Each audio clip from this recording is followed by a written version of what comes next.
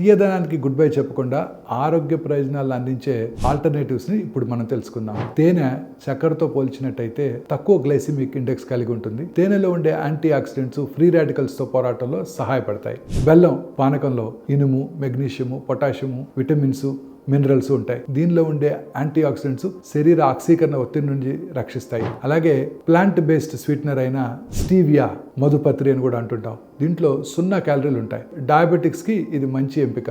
ముడి చక్కెర లేదా శుద్ధి చేయని చక్కెర, కాల్షియము, ఇనుము, మెగ్నీషియం వంటి సహజ ఖనిజాలు దీంట్లో ఉంటాయి. కోకోనట్ షుగర్ కొబ్బరి చెట్ల రసం నుండి తయారు చేస్తారు.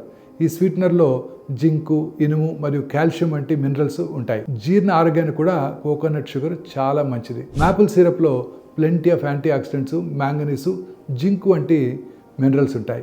రోగ నిరోధక శక్తికి ఈ సిరప్ తోడ్పడుతుంది. ఖర్జూరాలు సహజంగా తీయగా ఉంటాయి. ఫైబరు, పొటాషియము, మెగ్నీషియం వంటి పోషకాలు కూడా ఉంటాయి. ఇవి తెల్ల చక్కెరకు మంచి ఆల్టర్నేటివ్.